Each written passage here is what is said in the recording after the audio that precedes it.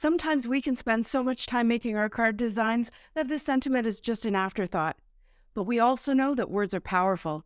So today, I'm looking at some of my old and new favorites so we can think about how to choose our words wisely so we have sentiment stamps and dies that we love and want to use over and over again. First, I think you need to think about what kinds of cards you make. This can really help you narrow down the types of sentiments you need to buy. For me, I know I'm mostly a basic birthday, thank you, Christmas card maker, with a few thinking of you, love, baby, and maybe hello type cards. Next, I think you need to think about what kinds of cards you make. This time though, I mean, who are you making them for? Do you have lots of masculine cards to make? Lots of kids cards to make? Different fonts can convey different feelings, and things like script versus text or uppercase versus lowercase letters can really make a difference. Next, I think you need to think about how you like to make your cards. Do you prefer to use die-cut sentiments or stamped or a mix? What size cards do you like to make? What orientation do you prefer? Now, these things talk about what the sentiments are and how they look, but I think another important consideration is how easy are they to work with. I'll show you what I mean. If you followed me for a while, you've seen this happy birthday die from Penny Black a lot, like a lot.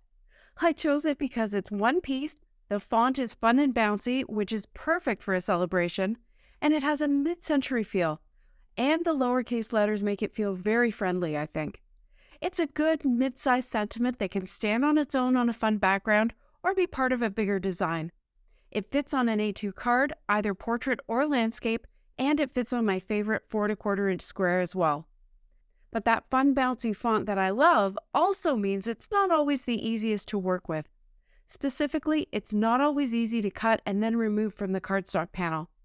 I generally try to make sure that I run this through twice to make sure that the cut is as clean as possible, but it still often takes some time and some care to make sure I get all the letters out properly.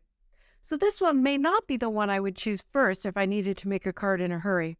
Except that you know that I've started a habit where I try to remember whenever I'm die cutting something like a word or a small shape to cut extra word die cuts. By creating leftovers on purpose, I end up having a number of them on hand. I keep them in a box in small plastic pouches that are easy to reach for when I'm finishing a card.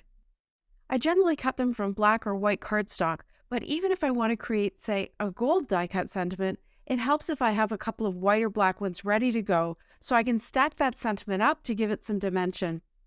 Cutting extra sentiments is a great thing to do on a day when you want to craft, but you're not feeling particularly inspired.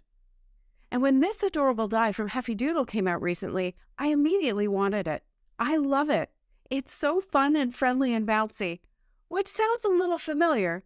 And in the end, I decided that any card I would make with that die would have a similar feel to the die I already have. And even though I really like it, I didn't buy it. I still sometimes struggle with that concept. Just because I like something or even love it doesn't mean I should buy it. Another one you've seen me use quite a bit is this one from Paper Rose. I chose this one because it's a classic text font, it feels clean, and the lowercase letters keep it from being too serious or formal. It works well for masculine cards and it has a shadow, so there's that versatility of using the words on their own or with the shadow to help it stand out from a background. What I didn't realize when I ordered it was that the words break up into 3 pieces, actually 4, because the dot on the I is also separate, and I had trouble lining up the letters sometimes, and I was forever losing the dot. Eventually, I figured out that if I cut 2 shadows and then 1 set of words from one of the shadows, then I can glue the 2 shadows together, inlay the words, and that means perfect placement plus a sturdy sentiment with some dimension. I usually cut 1 set from white and 1 from black, and then I get 2 sentiments done, ready to add to a card. So this one requires a bit more work, but now that I've figured it out, I really enjoy using it. I've got several other happy birthday dies. This one is 1 piece with a shadow and it's easy to work with. This one is 2 words, which gives some nice flexibility for mixing it with a stamp sentiment, either right on the card panel or on a sentiment strip. I also have a couple of just happy dies that work well with a sentiment set like this to create a mixed sentiment. A die like this is great for a full message on a card. It cuts all the letters individually, so this one may be trickier for lining things back up perfectly. So I would probably either inlay the letters back in, or I would leave them out and make a feature of the negative space. And if you're a happy birthday card maker who loves to stamp, Having a set similar to this one from Catherine Pooler gives you a ton of options for your cards. There's different sizes and fonts, and you can give yourself even more flexibility by performing stamp surgery like I did with this one, to give me the ability to create a one-line sentiment, or even just to stack the words differently than they were originally laid out. Before we move on to the thank you section, I want to talk a minute about my die boards, which I added to my craft room last summer. I've seen other people use magnetic sheets on closet doors, and after a look around Amazon to see what was available, it kind of evolved into this idea. I bought a roll of magnetic material. These are meant to be printed and stick to cars for advertising. And they're 12 by 24 inches, and then a cheap white frame that fit them. To hang them on my wall, I used the large, strong command strips. I initially bought one of these to try it out, and then a second one. And then just last week, I added a third, which meant taking down the first two and repositioning them all so they could fit. I had absolutely no trouble removing those command strips from the wall with no damage. I try to keep my words a little bit organized on the boards to make them easier to find, and here's the thank you section. This waffle flower thank you is probably my favorite for when I want a nice big sentiment. It has a shadow, and this font is super clean and friendly feeling, and you can easily change the feeling of it by simply changing the colors. Chunky words like this are a great choice for an eclipse technique or adding pattern or even texture to them. Now this die came with another one in the set which I almost never use, and that's because it's too long for my preferred square or portrait style A2 card. When I want a smaller sentiment, I generally choose either the script thanks from Paper Rose or more serious looking thanks from Simon Says Stamp. And Avery Elle has recently released word tag sets with nicely sized sentiments and shadows that can be used as tags or easily snipped to become regular shadows. One of my latest purchases is this new thank you stamp set from Mama Elephant. I love this big thank you stamp, even though this font reminds me of my biggest crafty regret. Years ago, I destashed my Mama Elephant word dies. I had thanks and happy and maybe even some others.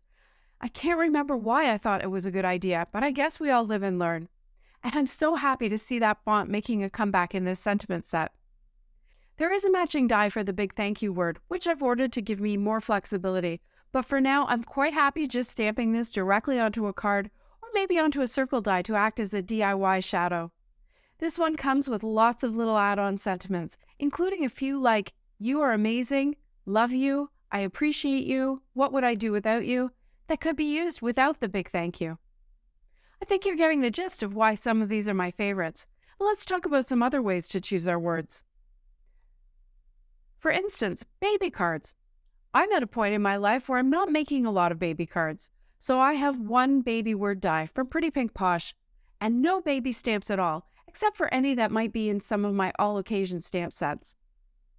This font is clean, and the word itself is easy to work with. I stacked up 3 of them for this card, and then I added a special touch by coating it with some Nouveau Crystal glaze and sprinkling over a little bit of chunky glitter. Put that onto a pastel plaid background, add a stamped welcome sentiment, and that's pretty much my go-to baby card design.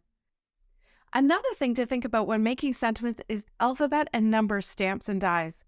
These tools give you amazing flexibility for any occasions you don't have specific stamps or dies for, and they also give the ability to personalize your cards for certain people or occasions, and again, when you're choosing which ones to buy, you want to think about how you're going to use them. Over the years, I've collected a number of alphabet dies. I love this Altenew one with the chunky letters, but obviously you're limited in how many letters you can use on a card due to the size. Some alphabets come with only upper or lowercase letters, and this one from iCrafter is fun because it has both upper and lower, and the numbers. Plus, it's pretty small, so you can get a lot onto a card if you need to. One of my favorite alphabets to work with is this tall and skinny alphabet from Ellen Hutson. First, the letters are narrow, so you can fit quite a few on a card.